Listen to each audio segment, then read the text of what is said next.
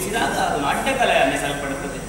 ಹೊತ್ತಗೆಯಲ್ಲಿ ಬರೆದು ತೋರಿಸಿದಾಗ ಚಿತ್ರಕಲೆ, ಹಾಗೆಯೇ ಕಲ್ಲು, ಮಣ್ಣು, ಮರವು ಇದರಿಂದ ಕೆತ್ತಿ ತೋರಿಸಲ್ಪಟ್ಟಾಗ ಶಿಲ್ಪಕಲೆ ಅನ್ನಿಸಲ್ಪಡುತ್ತದೆ.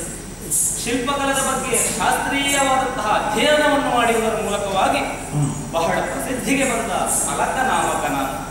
ಹಾಗಾಗಿ ನನ್ನನ್ನು ಬಹಳಷ್ಟು ಕೊಂಡಾಡುತ್ತಾ ಇದ್ದಾರೆ ನಾಗಲೋಕದಲ್ಲಿ. ಅದೇ ಕರ್ತವ್ಯದತ್ತ ಲಕ್ಷ್ಯವನ್ನು ಹರಿಸಿದಂತಹ ನಿರ್ಭಯಿಸು ಯಾರದು?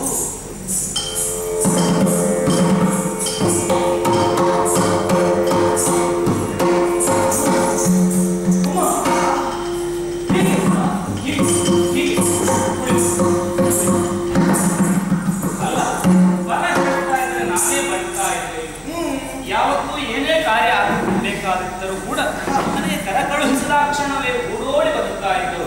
ಸರಿ, ಯಾಕೆ ಇನ್ನು ನೋಡಿದರೆ ಏನೋ ಬಹಳಷ್ಟು ವ್ಯತ್ಯಾಸ ಕಾಣುತ್ತಾ ಇದೆ. ಆನಂದದ